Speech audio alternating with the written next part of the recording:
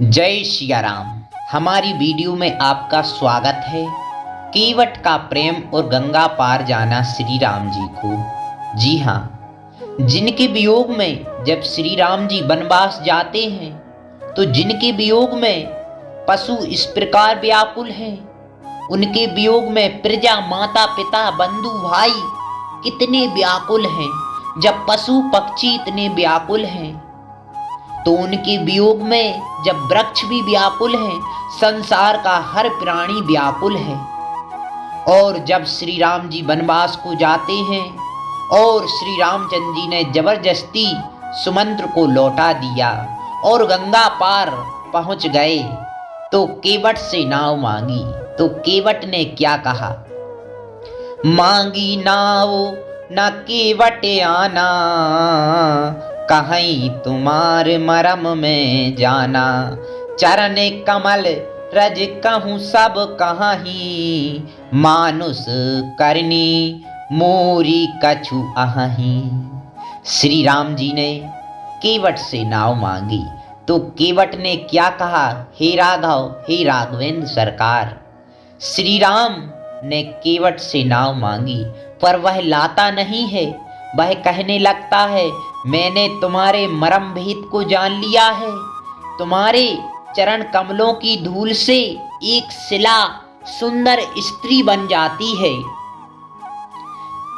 तो मेरी काठ की नैया का क्या होगा? छुअत शिला भई नारी सुहाई, पाहन ते न काठी कठिनाई। जिसके छूते ही पत्थर की शिला सुंदर स्त्री हो गई। मेरी नाव तो काठ की है, काठ पत्थर से कठोर तो होता नहीं। मेरी नाव अगर सुंदर स्त्री बन जाए तो मैं तो एक ही स्त्री का पालन पोषण नहीं कर पाता, दो दो स्त्रियों का कैसे करूंगा? मेरी तो रोजी रोटी छिन जाएगी। इसके अलावा, नाव चलाने के अलावा, हे राघव, मैं कोई धंधा ही नहीं जानता। इसलिए हे राघवेंद्र सरकार, पहले मैं इन चरण कमलों को पखारूंगा। इन चरण कमलों को पखार कर मैं इस चरणामृत का पान करूंगा। इसके बाद आपको गंगा पार कराऊंगा। केवट अद्भुत ज्ञानी है। ऐसे त्रिलोकीनाथ भगवान जो तीन ही पगों में संसार, आकाश, पाताल, पृथ्वी नाप देते हैं, केवट उनके पांव पखारते हैं। मैं तो इसी नाव से परिवार पालता हूं। केवट ने ऐसा उत्तर दिया तो भगवान मुस्काए और बोले, केवट तू वही कर जिससे तेरी नाव स्त्री ना बन जाए। तुझे जो मन भाए वह कर।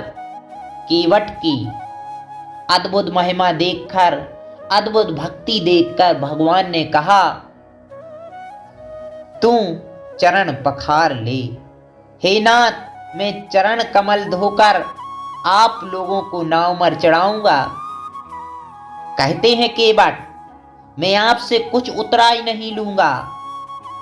मुझे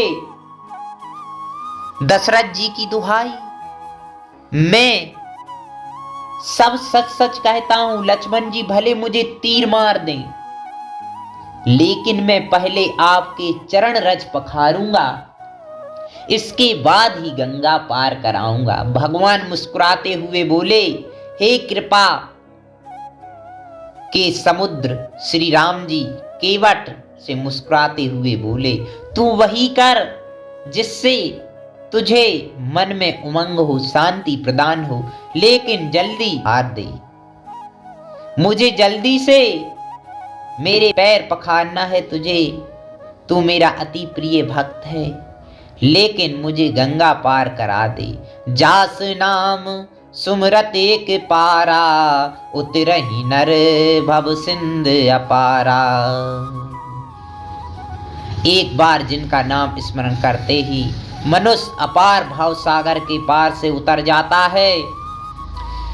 जो वामन रूप धरकर तीनों लोकों को तीन पग में ही नाप देते हैं, उन परम इष्ट विष्णु अंश विष्णु के अवतारी श्री राम जी के केवट पांव पखारते हैं। जय सिया राम।